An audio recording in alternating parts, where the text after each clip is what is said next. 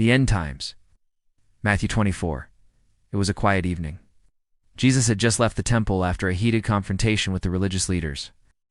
As he walked away, his disciples, awed by the splendor of the temple buildings, pointed them out to him. The white stones gleamed in the fading light, massive and seemingly unshakable. But Jesus turned to them with a grave look and said, "Do you see all these things? Truly I tell you, not one stone here will be left upon another. Every one will be thrown down." The disciples were stunned. To them, the temple was the very heart of God's presence, the center of their world. They waited until they were alone with him on the Mount of Olives. The city stretched below, and the temple glittered in the distance. That's when they dared to ask the questions that burned in their hearts. "Tell us, when will this happen? And what will be the sign of your coming and of the end of the age, the beginning of sorrows?" Jesus looked at them, his voice calm but filled with authority. "Watch out that no one deceives you," he warned. "Many will come in my name, claiming, 'I am the Messiah,' and they will deceive many." He spoke of wars and rumors of wars, nations rising against nations, kingdoms clashing, famines, earthquakes in many places. Yet he told them not to be alarmed, for these were only the beginning of birth pains, just the first signs, not yet the end. Persecution and apostasy. Then his tone grew more serious. "You will be handed over to be persecuted and put to death, and you will be hated by all nations because of me." The disciples' faces must have darkened, but Jesus went on.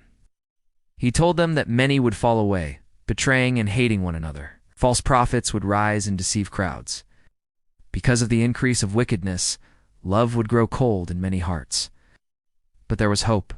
The one who stands firm to the end will be saved. And this gospel of the kingdom will be preached in the whole world as a testimony to all nations, and then the end will come, the abomination of desolation. Jesus' voice lowered, almost in a whisper, as he spoke of Daniel's prophecy. "So when you see standing in the holy place the abomination that causes desolation, let the reader understand then. Let those who are in Judea flee to the mountains." He painted the urgency vividly. Don't go back for your cloak. Don't turn back for possessions. Woe to pregnant women and nursing mothers in those days. Pray that your flight will not take place in winter or on the Sabbath. For then there will be great distress. It's unequaled from the beginning of the world until now and never to be equaled again. If those days were not cut short, no one would survive. But for the sake of the elect, they will be shortened. False Christs and signs in the heavens. Jesus warned again. If anyone says, "Here is the Messiah," or "There he is," do not believe it. False messiahs and false prophets will appear and perform great signs and wonders to deceive, if possible, even the elect. Then he described his coming. As lightning that comes from the east is visible even in the west, so will be the coming of the Son of Man. Immediately after the distress of those days, the sun will be darkened. The moon will not give its light. The stars will fall from the sky, and the heavenly bodies will be shaken. The coming of the Son of Man. Then Jesus' words must have filled the disciples with both awe and trembling. At that time the sign of the Son of Man will appear in the sky. All the nations of the earth will mourn. They will see the Son of Man coming on the clouds of heaven with power and great glory. He will send out his angels with a loud trumpet call, and they will gather his elect from the four winds, from one end of the heavens to the other. The fig tree lesson. To help them understand, he gave a parable. Now learn this lesson from the fig tree. As soon as its twigs get tender and its leaves come out, you know summer is near. So also, when you see all these things, you know that it is near, right at the door. He assured them that his words were more certain than heaven and earth themselves. Heaven and earth will pass away, but my words will never pass away. No one knows the day or hour. But then he added a mystery. No one knows about that day or hour, not even the angels in heaven, nor the Son, but only the Father. He compared it to the days of Noah. People were eating, drinking, marrying life as usual, until the flood came and swept them all away. So it will be at his coming. 2 men will be in the field, one taken, the other left. 2 women grinding at the mill, one taken, the other left. Therefore, keep watch, because you do not know on what day your Lord will come. The call to watchfulness. He told them to be like a homeowner, staying alert, not letting the thief break in at night. You also must be ready, because the Son of Man will come at an hour when you do not expect him. He ended with a warning about faithful and unfaithful servants. The faithful one keeps watch, doing his master's will, and is rewarded. But the wicked servant says, "My master is staying away a long time," and begins to beat others and indulge in drunkenness. The master will return when he least expects it, and judgment will fall. The weight of his words. As the disciples sat there on the Mount of Olives, looking out over the temple and the city below, their hearts must have trembled. The words of Jesus carried both fearsome warnings and glorious promises. He had unveiled the unfolding of history itself: wars, deception, persecution, the rise of evil, the coming judgment, and above all, his own triumphant return in the clouds of heaven. And so the story of Matthew 24 is the story of history rushing toward its climax, the story of a world in travail, and of the King who will come again in power and great glory. The parable of the 10 virgins, Matthew 25, 1-13. Jesus begins with a picture. The kingdom of heaven will be like 10 virgins who took their lamps and went out to meet the bridegroom. 5 of them were wise, 5 were foolish. The wise carried extra oil for their lamps. The foolish took only their lamps, with no extra oil. The bridegroom delayed, and all of them grew drowsy and fell asleep.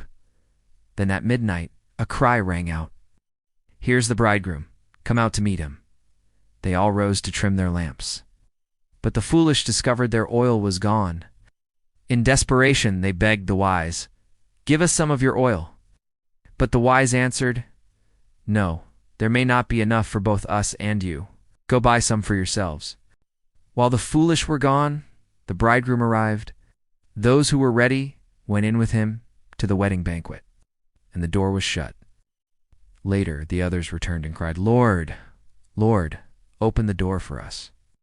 But he replied, "Truly I tell you, I don't know you." Jesus looked at his disciples and said, "Therefore keep watch, because you do not know the day or the hour."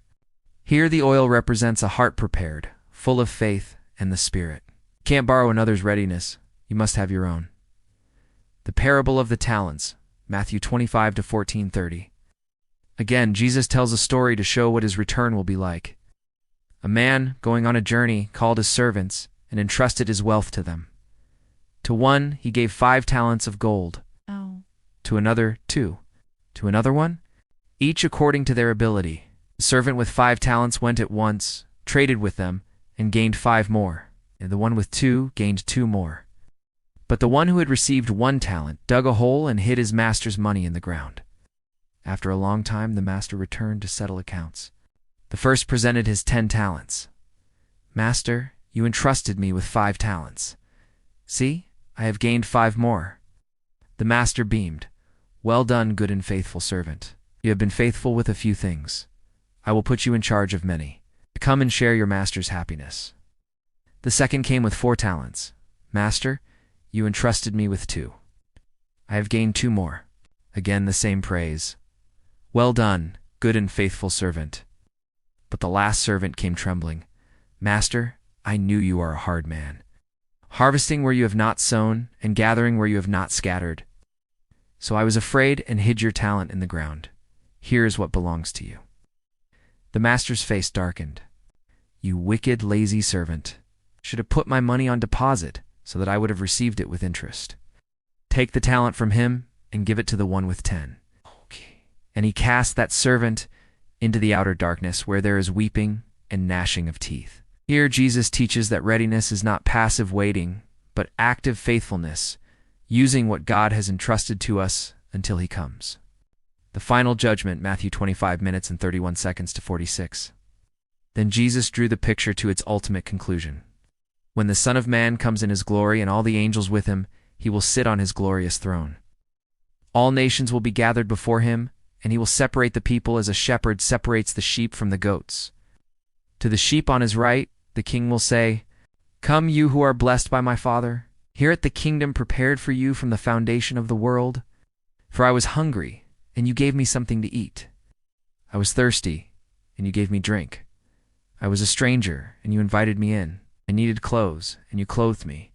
I was sick, and you looked after me. I was in prison, and you visited me." The righteous will be puzzled. Lord, when did we see you hungry or thirsty or a stranger or needing clothes or sick or in prison and help you? The king will reply, Truly I tell you, whatever you did for one of the least of these brothers and sisters of mine, you did for me. Then to the goats on his left he will say, Depart from me, you who are cursed, into the eternal fire prepared for the devil and his angels.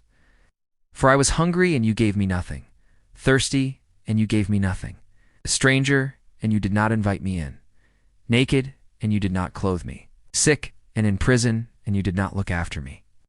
They will protest, Lord, when did we see you and not help you? He will answer, Truly I tell you, whatever you did not do for one of the least of these, you did not do for me.